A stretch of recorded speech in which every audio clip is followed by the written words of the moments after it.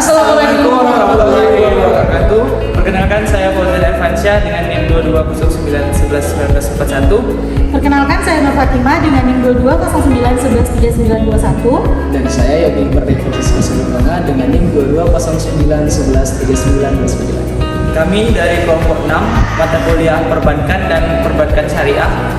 Di sini kami akan membuat video guna memenuhi tugas dengan tema akad musyarakah. Pada presentasi kali ini, kami akan membahas tentang akad musyarakah. Apa itu akad musyarakah? Akad musyarakah adalah kerjasama antara dua pihak yang saling memberikan kontribusi berupa dana untuk membangun usaha dengan keuntungan dan risiko yang akan ditanggung secara bersama sesuai dengan kesepakatan yang telah dibuat. Kemudian selanjutnya terkait dasar hukum dapat kita lihat pada Al-Quran surat Asy-Syad ayatnya yang ke-28. Kemudian juga ada pada hadis yang diriwayatkan oleh Abu Hurairah serta fatwa dari Dewan Syariah Nasional Majelis Ulama Indonesia.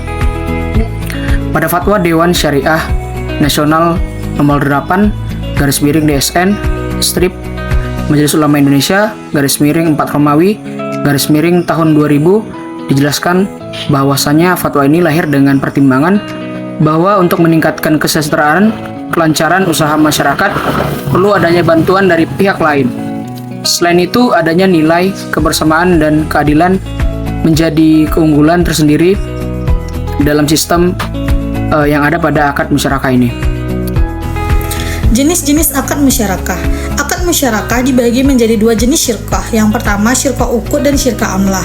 Syirkah uqud merupakan akad antara dua pihak atau lebih dalam hal dengan cara menggabungkan harta mereka untuk suatu bisnis. Syirkah uqud terbagi pula menjadi 4. Teman-teman bisa mempost video ini terlebih dahulu ya untuk melihat apa saja yang termasuk di dalam syirkah uqud. Yang kedua syirkah amlah. Syirkah amlah terjadi bukan karena akad, melainkan karena kehendak untuk memiliki harta bersama.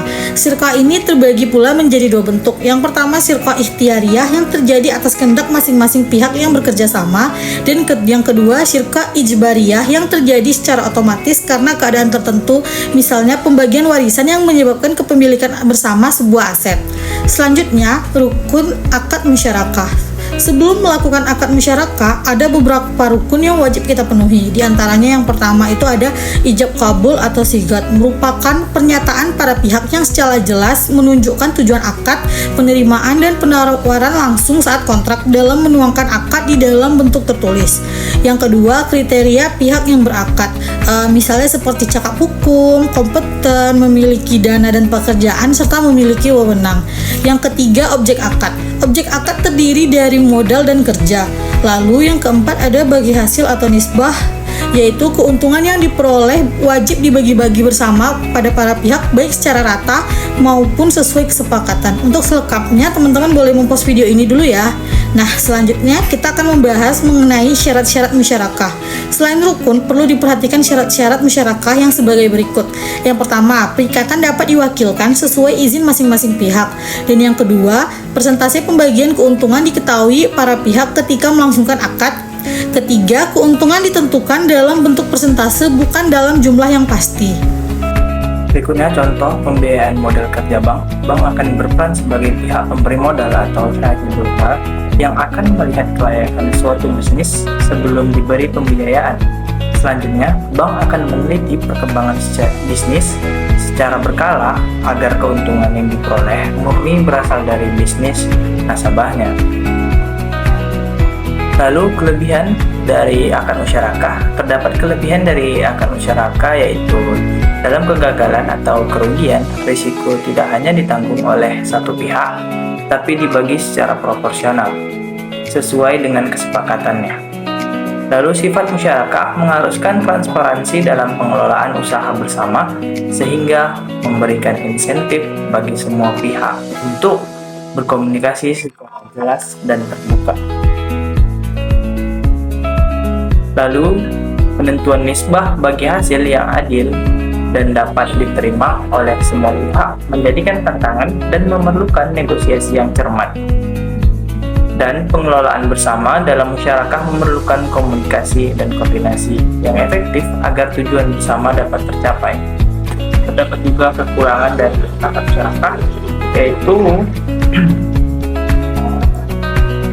terdapat risiko pembagian, ya ketidaksetaraan dalam pembagian risiko antara pihak-pihak yang terlibat, lalu ketergantungan pihak yang kurang aktif secara finansial atau manajerial bisa menjadi ketergantungan pada pihak lainnya. Kesulitan pengambilan keputusan, yaitu proses pengambilan keputusan mungkin akan jadi lebih rumit karena harus disetujui oleh semua pihak yang ada dalam akad tersebut. Lalu keterbatasan pembiayaan yang mana pembiayaan yang tersedia mungkin terbatas karena harus dibagi dengan pihak lainnya. Lalu ada kemungkinan konflik antar pihak, yaitu perbedaan pendapat atau kepentingan antara pihak bisa menyebabkan konflik yang sulit diselesaikan. Musyarakah akan berakhir apabila terjadi hal-hal, yaitu seperti salah satu pihak membatalkannya meskipun tanpa persetujuan pihak lain. Sebab syirkah adalah akad yang terjadi atas dasar rela sama rela dari kedua belah pihak yang tidak kemestian untuk dilaksanakan apabila salah satu pihak tidak menginginkannya lagi. Lalu salah satu pihak kehilangan kecakapan untuk bertasyaruf atau keahlian untuk mengelola harta, baik karena gila maupun karena alasan lainnya. Salah satu pihak meninggal dunia, tetapi apabila anggota syirkah lebih dari 2 orang, yang batal hanyalah yang meninggal dunia saja. Syirkah berjalan terus pada anggota-anggota yang masih hidup.